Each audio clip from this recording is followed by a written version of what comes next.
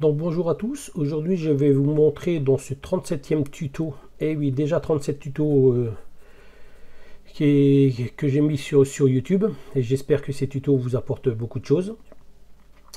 Donc dans ce dernier, je vais aller dans la continuité de celui que j'ai fait la dernière fois concernant les comparatifs des versions de Pinacle. Donc il va être dédié surtout aux personnes qui viennent d'acquérir le logiciel ou alors les personnes qui l'ont acheté et qui travaillent avec une version très ancienne. Donc ce tuto va être dédié à comment placer un texte sur une photo ou bien évidemment sur une vidéo. Donc on va jouer uniquement sur la taille, la police, la couleur du texte et sa position. Donc on lance Pinacle et on se retrouve tout de suite.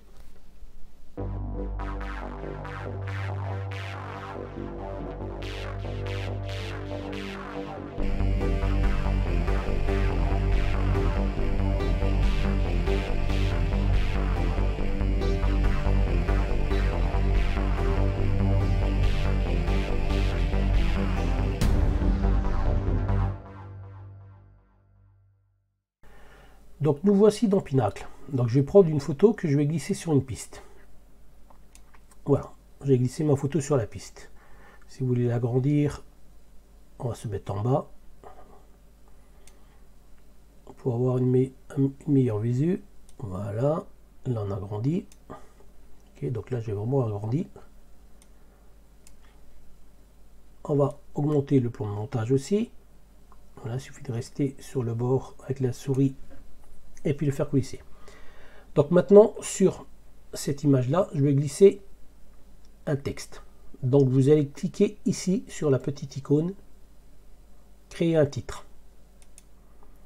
Donc on clique dessus. Voilà, automatiquement le titre se met dessus. Donc là mon titre a une durée de 3 secondes, c'est-à-dire qu'il va apparaître sur votre écran durant 3 secondes. Si vous voulez qu'il ait la même durée que votre photo, suffit de rester appuyé dessus et de le faire coulisser jusqu'à la fin de votre image. Après, vous avez une autre possibilité. Je reviens en arrière. Voilà. Je me mets sur la photo. La photo, elle m'indique qu'il y a 5 secondes. Donc, vous me remettez sur votre titre. Vous faites bouton droit de la souris et vous faites ajuster la durée. Et là, vous tapez la valeur de 5 secondes. Voilà. J'ai mon titre. Maintenant, votre texte s'affiche ici. Donc, je vais cliquer tout simplement. Je vais me mettre à l'arrière, le noircir complètement et taper le texte correspondant.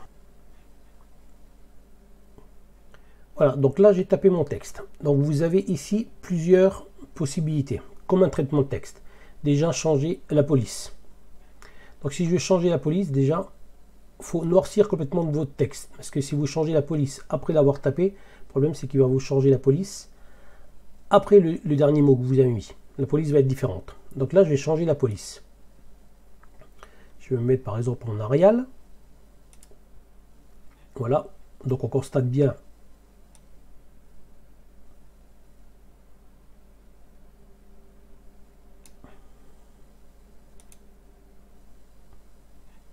voilà, donc là j'ai tapé mon texte. Donc maintenant, je veux changer la police. Donc ce qu'il faut faire, c'est noircir tout votre texte. Parce que si vous changez la police après avoir tapé un mot, il changera la police au mot que vous allez taper après. Donc là, je vais changer et je vais choisir par exemple Arial. On va aller chercher dans les A.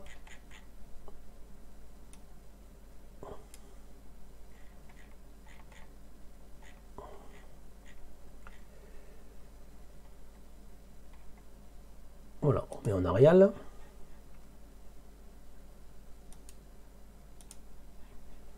Vous voyez que le texte a changé.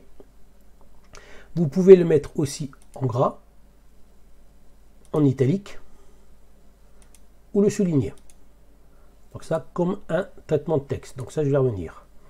Vous pouvez changer la taille de votre texte en sélectionnant une valeur qui vous donne, ou alors tout simplement, si vous voyez là je passe de 60 à 72, si je veux mettre par exemple 66, vous tapez tout simplement la valeur. Voilà. Ou alors vous servir de ces petites flèches le A avec la flèche vers le haut et le A avec la flèche vers le bas, qui lui va vous, enfin, au final, va faire défiler ce menu déroulant. Pareil pour l'interligne. L'interligne, si par exemple, dans mon cas là, je vais taper après.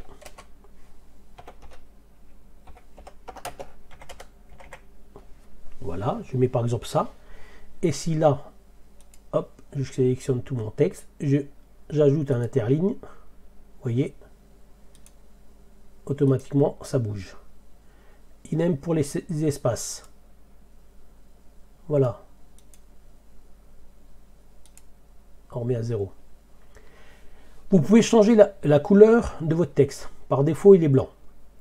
Ou alors, si vous voulez le laisser en blanc, vous voyez que des fois, par contre, le problème, c'est que ça n'apparaît pas vraiment bien quand on est dans des parties claires comme ça. Alors moi, en général, je vais là-dedans. Je vais dans Standard. Et je sélectionne un mode comme celui-là. C'est celui que je prends très souvent. Vous voyez, vous avez un entourage noir autour des lettres. Ça va très bien. Bon, il y en a d'autres. Vous pouvez voir, ok. Vous avez aussi un effet d'ombre. L'effet d'ombre, par contre, il va vous proposer un effet d'ombre sur des couleurs. Voilà. Et ça vous fait un genre, si vous regardez bien, vous avez un petit effet relief. Biseauté, c'est à peu près le même principe. Donc on sélectionne. Voilà. Vous voyez, ça vous donne un petit effet relief là. Ok. Et le contour, c'est pour vous donner un contour sur votre lettre. Et bien évidemment, vous pouvez très bien aussi jongler, parce que vous mettez des couleurs par défaut, mais rien ne vous empêche de jongler avec les couleurs qu'il propose ici. Pas la peine de prendre systématiquement ce qu'il vous propose par défaut. Donc moi je vais revenir juste en arrière. Voilà, puisque j'ai rien validé. Maintenant ce que je veux, par exemple, sur mon texte, je veux que Calanque de Piane reste en blanc et je veux que août 2022 change de couleur. Dans ce cas, je vais prendre ça et je vais lui dire, eh ben, tu vas me le mettre par exemple en rose. Ah, autant pour moi, il a pris les deux. Voilà. Il a pris ça. Calanque de Piane et août 2022 en rose. Maintenant, vous pouvez aussi, si je reviens, voilà, je suis sur texte toujours, le positionner. Paramètres, voilà, je reviens sur paramètres.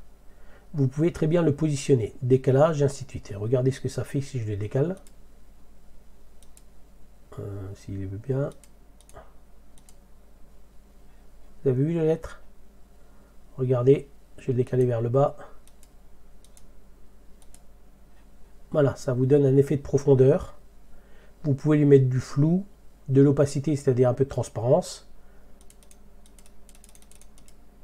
Ok, là j'ai mis du flou.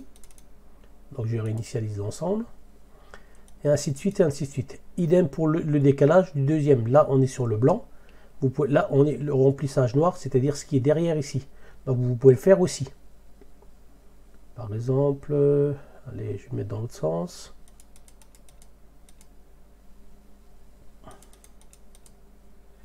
Voilà. Voilà le rendu que vous avez. Je reviens dessus, autant pour moi. Paramètres. Voilà. Maintenant, je vais lui donner un effet. Alors, vous allez aller ici dans Motion, ancien calque. Mouvement, j'approfondirai l'effet mouvement dans une prochaine vidéo. Donc ici, vous avez des effets d'entrée, c'est-à-dire que ça va venir en général du fond de votre écran vers l'avant. En phase, si je clique sur en phase, ça va être des mouvements de translation. Par exemple, si je clique là-dessus, je vais mettre la vidéo. Voilà, ça vous fait un texte défilant. Ok, on revient en arrière, parce que ça, je ne veux pas. Si je mets entrée, je vais mettre par exemple entrée ceci. Voilà, vous avez vu qu'ici vous affiche une barre. Donc la barre là, regardez ce que ça fait. On revient en arrière. Voilà, ça vous affiche le temps d'affichage de votre texte. Si vous voulez un peu l'agrandir, suffit de mettre dessus et vous allez légèrement l'étirer. Si je reviens en arrière, ce sera moins rapide. Voilà le rendu que vous avez. Et quitter, au final, quitter, c'est le même principe que les autres. C'est-à-dire que votre texte va être affiché, mais par contre, il va disparaître. Donc, on va revenir en arrière. Je vais déjà annuler le mouvement que j'ai mis. Je vais partir sur quitter. Voilà, si je fais ceci, par exemple, je lance en lecture. Et voilà.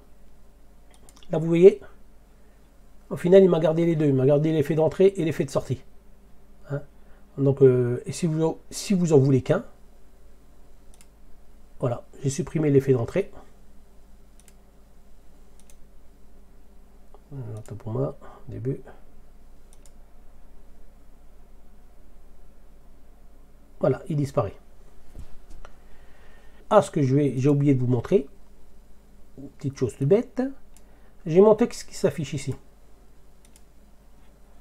Cliquez dessus. Une petite chose que j'ai oublié, voilà. Voilà, donc j'ai mon texte qui s'affiche. Donc maintenant, si je veux le déplacer, vous restez appuyé dessus. Il faut que vous ayez le cadre qui soit affiché. Et vous le positionnez en endroit où vous voulez. Ok? Voilà.